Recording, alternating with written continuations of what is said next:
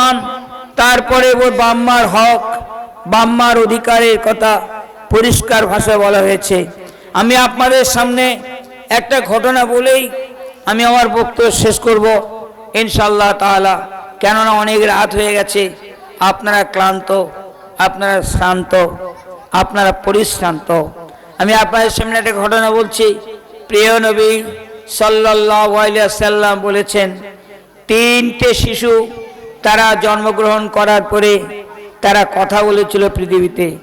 আপনাদেরকে প্রশ্ন করব, তিনটে শিশু জন্মগ্রহণ করার পরে তারা কথা বলেছিল পৃথিবীতে, কে কে আপনারা কেউ নাম বলতে পারবেন? বলেন। তিনটে শিশুর নাম বলতে হবে, একটা বললে হবে না।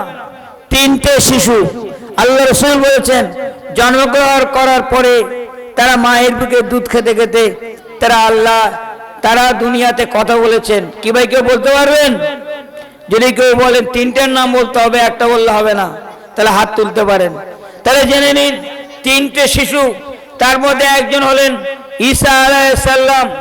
যখন তার মা মরিয়ম গর্ভবতী হয়ে পড়েছিলেন, বাচ্চা প্রসব করছেন, তখন পাড়ার লোকেরা ঠাট্টা করে বলছে, ইয়া উখতা হারুনা মা কানা আবুকি ইমরাআ সাওবিন আমা কানা উম্মুকি বাগিয়া। হে ভালো ঘরের মেয়ে, তোমার বাপ দাদা 14 পুরুষ তো সব নবী, তোমার বাড়িতে নবী গিজ গিজ করছে, তোমার সংসারে নবী ভর্তি, তোমার আত্মীয় স্বজন সব নবী, আর তুমি চরিত্রহীন হলে কি করে? তোমার স্বামী নেই, পুরুষ তোমাকে স্পর্শ করেনি, তোমার স্বামী পুরুষ স্পর্শ করেনি, তাহলে তোমার সন্তান হলো কি করে? হযরতে মরিয়ম আল্লাহর কাছে ফরিয়াদ জানালেন, হে আল্লাহ, আমাকে তো বিয়ে হয়নি, পুরুষ আমাকে স্পর্শ করেনি, পাড়ার লোকেরা বদনাম দিচ্ছে, আমি কি করি, উপায়? আল্লাহ বললেন, তুমি ওদেরকে বলো আমি রোজা রেখেছি। তৎকালীন সময় রোজা রেখে কথা বললে রোজা ভেঙে যেত। আর তোমার বাচ্চার দিকে ইশারা করো। মরিয়ম বললেন, আমি রোজা রেখেছি। ফাশারাত ইলাইহি, বাচ্চার দিকে ইশারা করলেন। তখন তারা বলল, ক্বালু কাইফা নুকাল্লিমু মান কানা ফিল মাহদি সাবিয়া। সমাজের লোকেরা বলল, তোমার দোলনায় শুয়ে থাকা শিশু, সে কি করে জবাব দিবে? তখন ঈসা আলাইহিস সালাম শিশু নবী জবাব দিলেন, ক্বালা ইন্নী আব্দুল্লাহ আতানিয়াল কিতাবা ওয়া জাআলানি নবিয়্যা। আমি হলাম আল্লাহর বান্দা, আল্লাহ আমাকে কিতাব দিয়েছেন, আল্লাহ আমাকে নবী করে পাঠিয়েছেন। একবার সুবহানাল্লাহ বলেন। অতএব শিশু ঈসা আলাইহিস সালাম জন্মগ্রহণ করার পরে মা চরিত্রের সাক্ষী দিয়েছিলেন। নাম্বার 2 হলো ইউসুফ আলাইহিস সালাম যখন মিশরের খাদ্যমন্ত্রী ছিলেন। ইউসুফ আলাইহিস সালাম মিশরের খাদ্যমন্ত্রী হলেন যখন, সেই সময় মিশরে দারিদ্রতা এবং দুর্ভিক্ষ দেখা দিয়েছিল। হযরত ইউসুফ আলাইহিস সালাম ঘোষণা দিলেন, যারা রেশন নিতে চাইবে প্রত্যেককে রেশন দেওয়া হবে। সবাই আসছে রেশন নিতে, গম দেওয়া হচ্ছে। একজনে হাত পাতলেন, যা রাজুলুন সাইলুন, একজন ফকির এলো, এই যে হাত পাতলো, আমাকে দিন। হযরত ইউসুফ আলাইহিস সালাম তার ম্যানেজারকে বললেন, ওকে গম দিয়ে দাও। তাকে কয়েক কিলো গম দেওয়া হলো। গম দেওয়ার পরে আবার সেই ভিখারি পুনরায় আবার হাত পাতলো। আবার হযরত ইউসুফ বললেন, আচ্ছা আরেকবার দিয়ে দাও। আবার দেওয়া হলো। আবার তৃতীয়বার হাত পাতলো, কিন্তু একবার করে দেয়া হচ্ছে। ও 3 বার হাত পাতলো কেন? একবার দেওয়ার পরে দ্বিতীয়বার হাত পেতেছিল, দ্বিতীয়বার দেওয়ার পরে আবার তৃতীয়বার হাত বাড়ালো। ইউসুফ আলাইহিস সালাম বললেন, দেখো ভাই, সবাইকে তো দিতে হবে, দারিদ্র তো সবার আছে, অভাব সবার আছে, দুর্ভিক্ষ সবার আছে, তুমি বারবার হাত পাচ্ছ কেন? লোকটি তখন বলল, আমি কে আপনি যদি জানতেন তাহলে কথা আপনি বলতেন না। ইউসুফ আলাইহিস সালাম জিজ্ঞাসা করলেন, তাহলে তুমি কে আমাকে শোনাও। তখন সেই ব্যক্তি বলল, আমি সেই শিশু যেদিন জুলাইখা আপনার চরিত্রের অপবাদ দিয়েছিল। জুলাইখা বলেছিল ইউসুফ চরিত্রহীন, আমার উপরে আক্রমণ করেছে, আমার চরিত্র নষ্ট করার জন্য তার স্বামীর কাছে অভিযোগ দায়ের করেছিল। তখন তুমি আল্লাহকে বলেছিলে, হে আল্লাহ, আমি তো কোনো অন্যায় কাজ করিনি, আমার বিরুদ্ধে বদনাম দিচ্ছে, তুমি আমাকে রক্ষা করো। তখন একটা শিশু যে ওখানে দাঁড়িয়েছিল কোলে, একটা মায়ের কোলে একটা শিশু ছিল, সেই শিশুটা ছিলাম আমি। সেদিন বলেছিলাম যে ইউসুফের জামা যদি অগ্রভাগ ছেঁড়া হয় তাহলে ইউসুফ হলো মিথ্যাবাদী, জামার পশ্চাৎ যদি ছেঁড়া হয় তাহলে মেয়েটি হবে সত্যবাদী। আপনার জামা পরীক্ষা করে দেখা গেল আপনার জামার পিছনের দিকটা ছেঁড়া। আমি বলেছিলাম ইন্না কাইদা কুন্না আযীম, মেয়েরা হলো ভয়ঙ্কর ষড়যন্ত্রকারিণী। আপনার সেদিনের কথা কি মনে আছে? আপনার চরিত্রে অপবাদ দিয়েছিল, আর আমি একটা কোলের শিশু, সেদিন আপনার চরিত্রে সত্যবাদিতার পবিত্রতার সাক্ষী দান করেছিলাম। আমি সেই শিশু। এ কথা শোনার পরে ইউসুফ আলাইহিস সালাম তার ম্যানেজারকে বললেন, আর 40 কুইন্টাল গম দিয়ে দাও। একবার বলুন সুবহানাল্লাহ। তাহলে কয়টা শিশু হলো ভাই? কটা হলো? দুটো। একটা হলো ঈসা আলাইহিস সালাম, আর একটা হলো ইউসুফ আলাইহিস সালামের পবিত্রতার সাক্ষী দানকারী শিশু। আর 3 নম্বর হলো একজন আল্লাহর ওলি, একজন আবেদ, একজন বুজুর্গ, তার নাম জুরাইজ।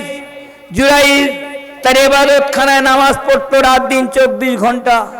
একদিন তার মা ডাক দিয়েছে, জুরাইজ। মায়ের ডাক তার কানে এলো, নামাজে দাঁড়িয়েছিল, নামাজ ছেড়ে দেয়নি। মনে মনে ভাবছে মার ডাকে সাড়া দেব না নামাজটা ছেড়ে দেব। মন বলল নামাজটা ছাড়া যাবে না, নামাজ ছাড়লো না। আবার মা ডাক দিল জুরাইজ। দ্বিতীয়বার মায়ের ডাক কানে এলো, নামাজটা ছাড়লো না। তৃতীয়বার ডাকলো মা, বাবা জুরাইজ, কি নামাজ ছাড়েনি। মায়ের ডাক পড়েছে কানে, নামাজ ছাড়েনি। তৃতীয়বার মা ডাক শুনে যখন মায়ের ডাকে সাড়া দিল না, মা বদদোয়া করে দিল, হে আল্লাহ, আমার জুরাইজকে বেশ্যা নারীর মুখ না দেখিয়ে আর বাজারি মেয়ের বদনাম না নিয়ে আমার জুরাইজকে মৃত্যু দিও না। যে ছেলে নামাজি, পরেজগার, দিনদার, আবেদ, পীর সাহেব, ইবাদতখানায় নামাজ পড়ছে, মা ডাকে সাড়া দেয়নি, এমনি কারণে নামাজে ছিল বলে, নামাজে দাঁড়িয়েছিল, মা ডাকে সাড়া দেয়নি, কিন্তু মা বদদোয়া করে দিয়েছে। মা দোয়া ফেল হয় না, এসি কারেন্ট ফেল হতে পারে, ডিসি কারেন্ট ফেল হতে পারে, বাপ মার দোয়া ফেল হয় না। মা বদদোয়া করেছে, কিন্তু ছেলে অন্যায় করেনি, তা সত্ত্বেও মা বদদোয়া করেছে। আল্লাহ রাব্বুল আলামিন মার বদদোয়াটা গ্রহণ করে নিয়েছে। কেননা কিতাবের মধ্যে আছে, কোনো ব্যক্তি যদি নফল নামাজ পড়ে, বাপ আর মা যদি ডাক দেয়, নফল নামাজ ছেড়ে দিয়ে বাপ মার ডাকে সাড়া দিতে হবে। একবার সুবহানাল্লাহ বলেন। কোনো মহিলা যদি নফল নামাজ পড়ে, স্বামী যদি ডাক দেয়, মনে রাখবেন, কোনো মহিলা যদি নফল নামাজ পড়ে, স্বামী যদি ডাক দেয়, নফল নামাজ ছেড়ে দিয়ে স্বামীটাকে সাড়া দিতে হবে। কোনো মহিলা যদি নফল রোজা রাখে, স্বামী যদি বলে নফল রোজা রাখতে পারবে না, সেই মেয়েটাকে নফল রোজা ছেড়ে দিয়ে স্বামীর সাক্ষী স্বামীর কথা মেনে নিতে হবে। কিন্তু ফরজ রোজা ছাড়া যাবে না, ফরজ নামাজ ছাড়া যাবে না।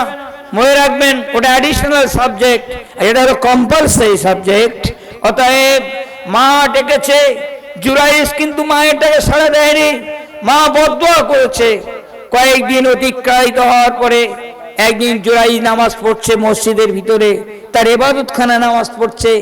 দেখা গেল একজন মহিলা, একটা বাজারি মেয়ে, একটা নোংরা মহিলা, সেই ইবাদতখানায় প্রবেশ করে উলঙ্গ হয়ে নিজের শরীরের জামা কাপড়গুলো খুলে অর্ধ উলঙ্গ হয়ে যৌন আকর্ষণ করে সে আবেদেরকে আকর্ষণ করছে। আবেদ মাথা নিচু করে চোখটা বন্ধ করে আছে। এবার মহিলা বলছে, আমাকে ব্যবহার করো। না, আমি আল্লাহর ভয়ে আমি অন্যায় কাজ করতে পারবো না, আমার আল্লাহর ভয় আছে। মহিলা চেষ্টা করলো, ব্যর্থ হলো। মহিলার শরীরে দারুণ উত্তেজনা এসেছিল। মহিলার শরীরে প্রচন্ড যৌন উত্তেজনা হওয়ার কারণে স্থির থাকতে পারলো না। আবেদকে ছেড়ে দিয়ে জঙ্গলে চলে গেল।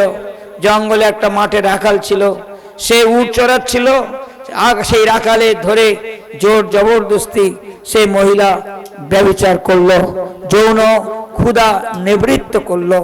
তারপর মেয়েটি গর্ভবতী হয়ে পড়ল।